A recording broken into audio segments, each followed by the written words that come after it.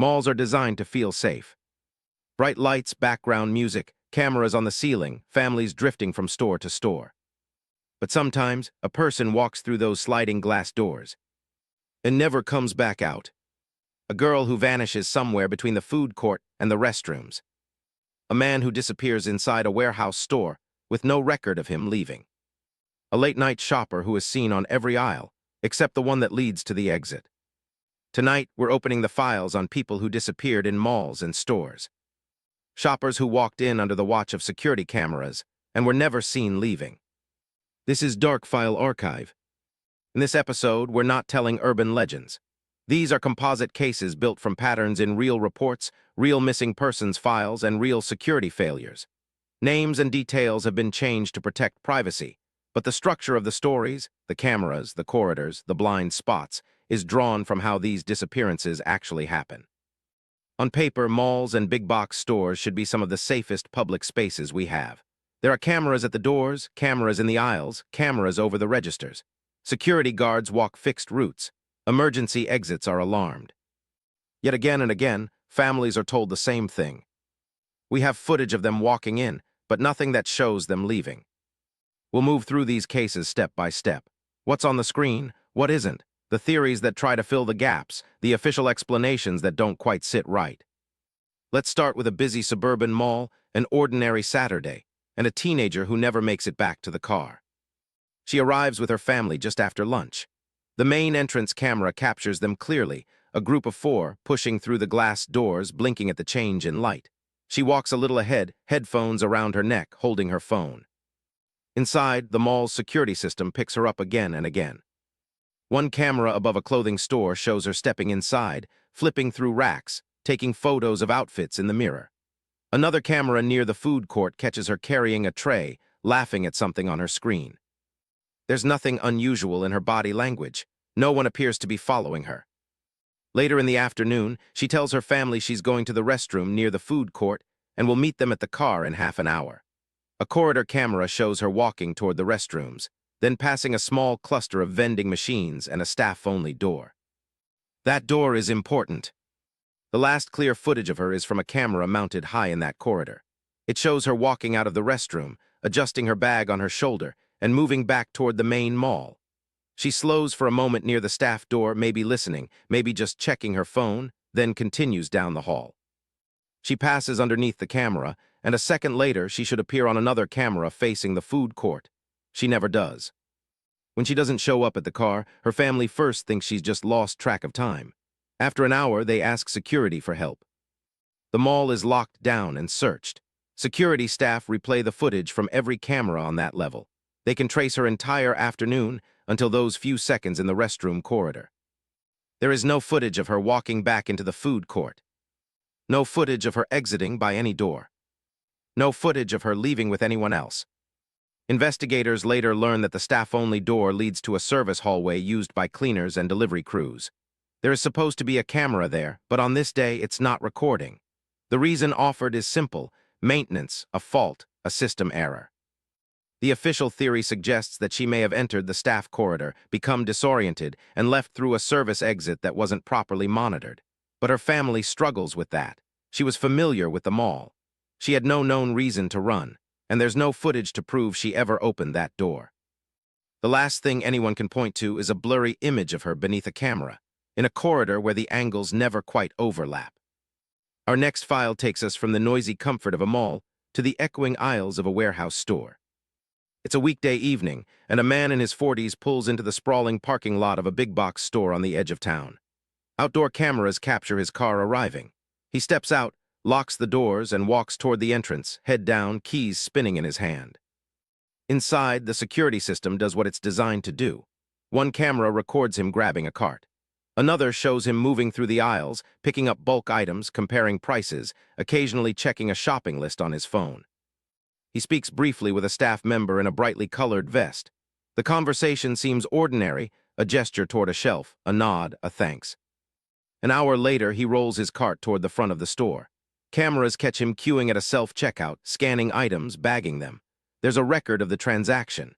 He pays with a card, pockets the receipt, and pushes the cart toward the automatic doors. And then the footage gets strange. The entrance and exit are covered by two cameras, one facing the parking lot, one angled down over the vestibule where carts are stored. Investigators can see the man approaching this area with his bags. They can see him step into the vestibule.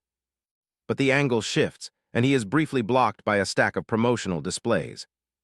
The external camera pointing at the parking lot never records him leaving. His car never appears again. There is no image of him loading the trunk, no shot of him walking back on foot. Staff confirm that he never came back inside to ask for help. There are no reports of anyone collapsing or causing a disturbance.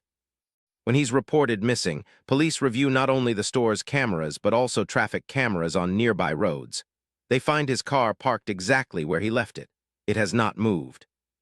The official file mentions the possibility that he left the store through an employee exit, perhaps following someone out or using a door that didn't reset the alarm properly. Another theory suggests a camera failure at the worst possible moment: a dropped frame, a corrupted file, a cable unplugged. What the footage proves is that he walked into the store, shopped, paid, and reached the small glass space between the inside and the outside. What it never shows is which side he ended up on.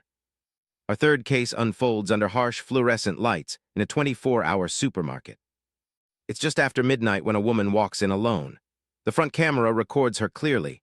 Dark jacket, reusable bag over her shoulder, expression neutral but not distressed. Inside, the cameras are positioned to watch specific aisles rather than the store as a whole. We see her in the produce section, weighing fruit. We see her in the refrigerated aisle, comparing labels. One camera shows her pausing by the pharmacy counter, speaking briefly to a staff member who's closing up for the night. She doesn't appear rushed. There's no one obviously shadowing her. Later footage shows her at the back of the store near a door leading to storage and deliveries. A small sign reads "Employees Only." She never touches it. Instead, she turns down another aisle, disappearing behind tall shelves. According to the supermarket systems, she should next appear at the front of the store, either at a staffed checkout or at a self-service machine.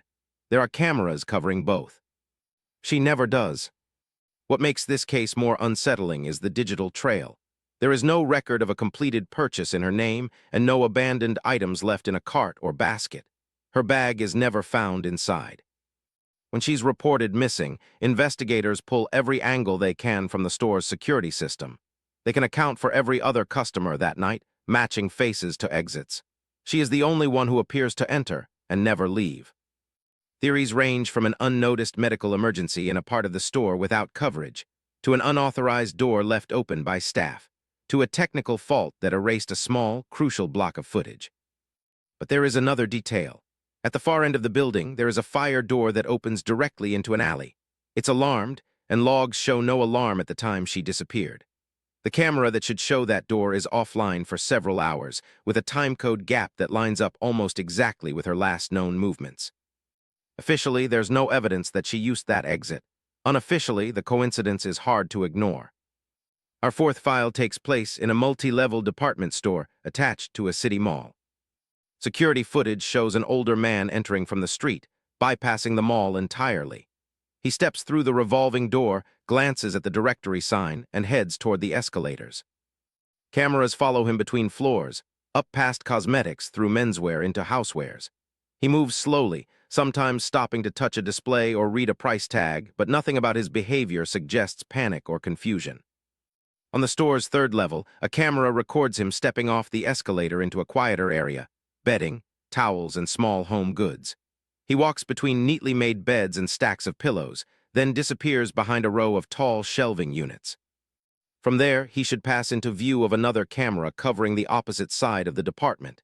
That camera never shows him. Later, when staff review the footage, they notice something else, a brief flicker in the feed from several cameras on that floor. The screens blur, freeze for a second, then resume. The timestamp continues without interruption, but experts later suggest that a small portion of data could have been lost. What investigators do of shows this. He enters the store. He rides the escalators. He steps off onto the third floor. He moves into a blind spot between two camera zones and never emerges. Emergency stairwells, stockrooms, and staff break areas are searched. The building's roof and basement are checked. No one recalls seeing him in distress or asking for directions. He never appears on any of the mall's cameras outside the department store. The explanations offered are familiar by now: faulty equipment, coverage gaps, the possibility that he exited using a door whose camera wasn't functioning or left during a momentary outage. But for the family breaking the story into simple sentences, it comes down to one line. We watched him walk into that store, and there's no proof he ever walked out. Our final case takes us back into a mall, but this time the focus is on a single store inside it. It's a large electronics store near one of the mall's anchors. Security footage shows a young adult entering with a group of friends. They browse together at first, game consoles, phones, headphones. Staff remember them laughing, pointing things out to each other. At some point, the group splits. Two friends go to check out a sale on laptops. Another moves toward the back of the store. The missing person stays near the entrance, looking at display phones. Cameras inside the store are placed above key sections. We see them comparing devices, listening to a demo, speaking briefly to an employee. We see them walk toward a corner where accessories and cases are displayed. And then they are gone. Minutes later, the friends regroup near the entrance. They don't see their friend. Assuming they got bored and left, they exit into the mall. Cameras in the public corridor show the friends walking away together. The missing person is not with them. When they realize later that no one has heard from their friend, they go back over the evening in their heads. Security pulls the footage. There is clear evidence of the missing person entering the store. There is no footage of them leaving through the front entrance. The store's staff entrance at the back connects to a shared service corridor that runs behind several units. That corridor has only partial coverage, and some of it is controlled by the mall rather than individual stores. The official reports suggest a few possibilities: that they left through the service corridor and exited the building in an area not fully covered by cameras, or that they walked out during a brief period when one of the entrance cameras was turned for maintenance. But again, those are possibilities, not confirmed facts. The footage we have, the images that family and friends replay over and over, stop with the same kind of scene we've seen all night. A person in a place that should be safe, just seconds before they step into the space the cameras don't quite reach. Shoppers who walked into the mall and never came out. A teenager in a restroom corridor. A man standing in the glass box between store and parking lot. A late-night customer vanished between aisles. An older man disappearing in housewares. A young adult who never walks back out of an electronics store. On their own, each file can be explained away. Malfunctioning cameras, unlucky blind spots, maintenance issues, human error. These things happen. But taken together, they raise harder questions. How many public spaces feel safe because we see cameras without asking what those cameras actually cover? How many families have been told, "We saw them come in," and asked to accept that there is simply no record of how they left? Maybe the answers are still somewhere on a hard drive, corrupted but recoverable. Maybe they're in witness memories that haven't been properly connected.